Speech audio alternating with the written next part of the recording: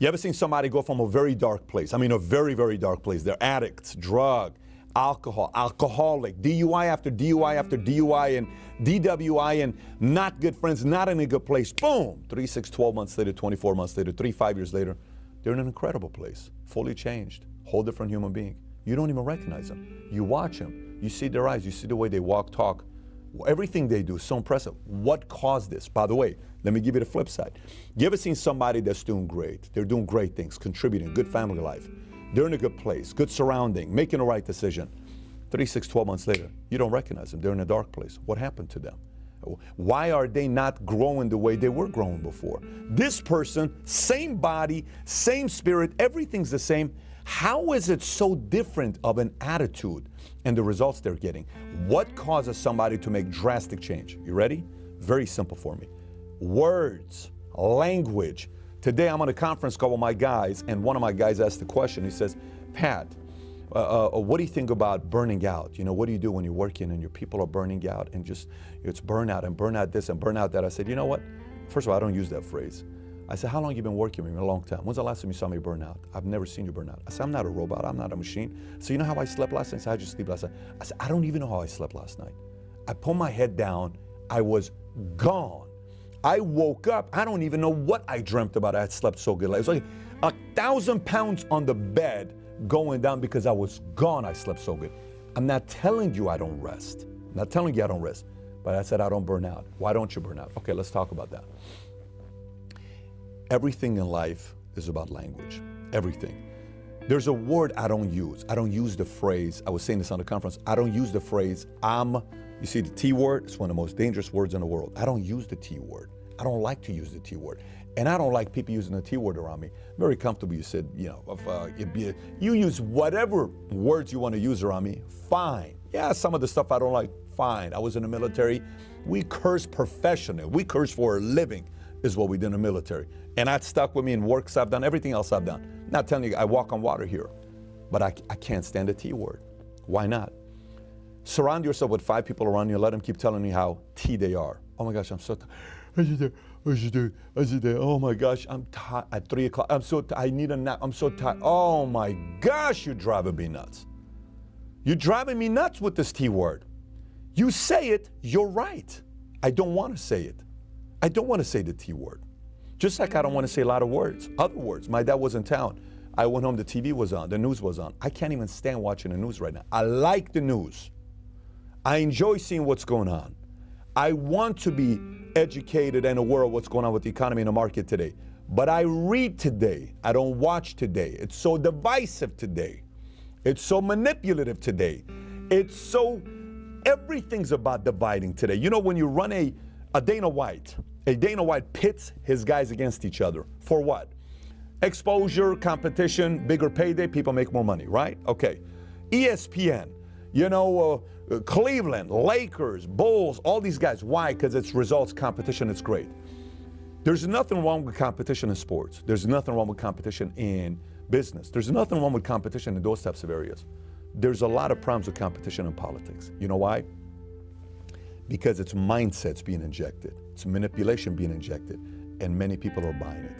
Long time ago, I refused to buy a lot of different mindsets being imposed to me, both from my mom's side and my dad's side. I had people on my dad's side that would say, you know how women are, they're all the same. They're all the same. They're all the same. You know how they're, I said, stop telling me. I don't want to hear that. Why not? I don't want to hear that. I said, because one day I want to get married and have a family. I don't want to believe that. Don't say it around me. Why are you getting so upset? Because I don't want to hear that. I don't want to hear it. Not around me. I don't want to hear it. On the other side. Let me tell you how these types of people are. Stop telling me how rich people are. I judge everybody based on how they are. I don't judge them by their wealth. I know poor people who treat me royally. And I know poor people that treat me like shit. I know rich people that treat me with respect, and I know rich people that don't.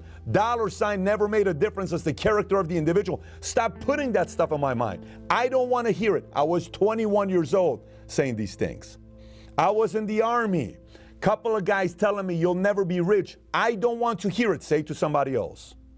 I worked at Bally's. A guy named Jose was one of my boss. Why are you reading all these books? I can tell you exactly what book I was reading at that time, what author I was reading. I was 21 years old. You're wasting time reading these books. You're never going to be a millionaire. I said, you can say it to yourself. Don't ever say that to me again. I stopped those thoughts. I don't want it to enter this mind.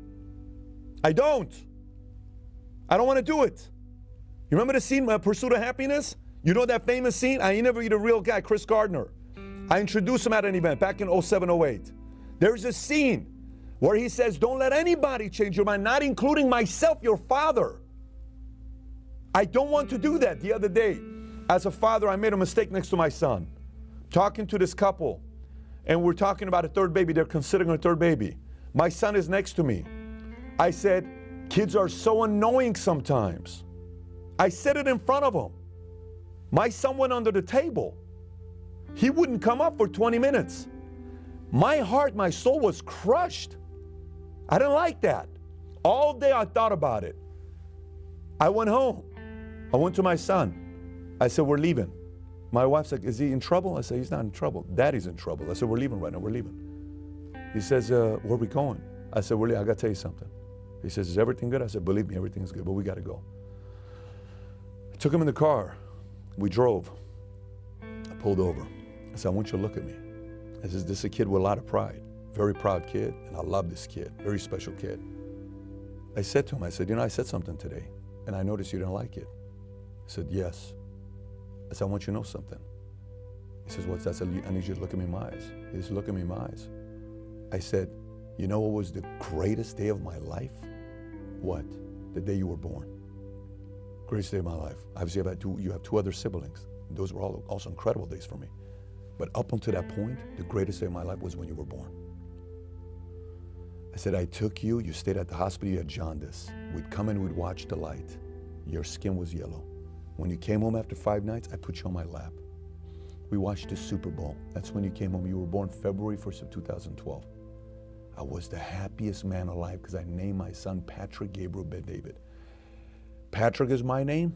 Gabriel's your grandfather's name.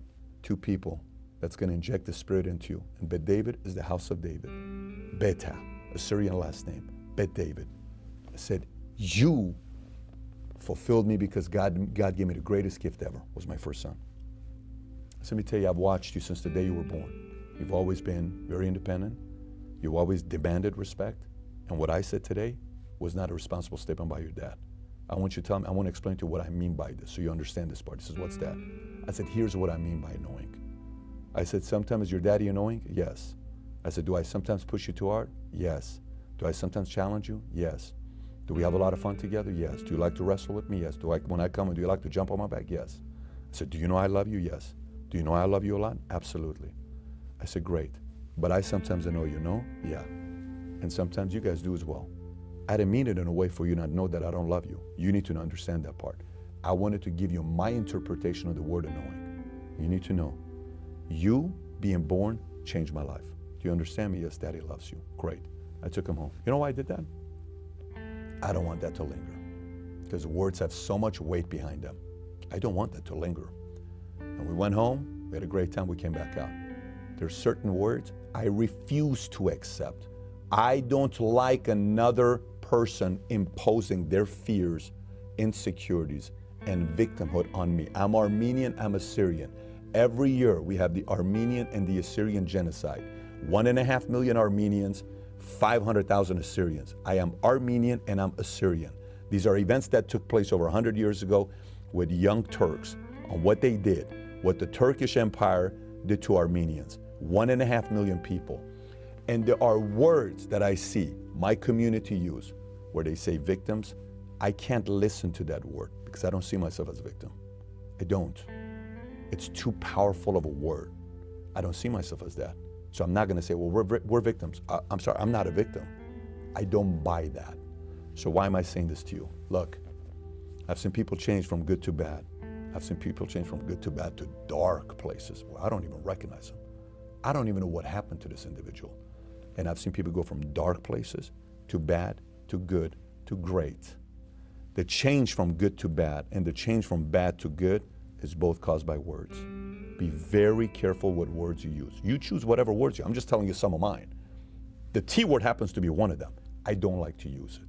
I talk about it openly with other people and I'll use it. Obviously for the example of this video, I'm not giving the whole word to you, but you know what the T word is. I'm tired. No, not gonna use it. For you, when you're done watching this video, make a list of certain words that you use that don't serve you well. What are those words? Your kids are listening to you. Your siblings are listening to you. Your peers are listening to you. The people who work with you are listening to you. Are those effective words?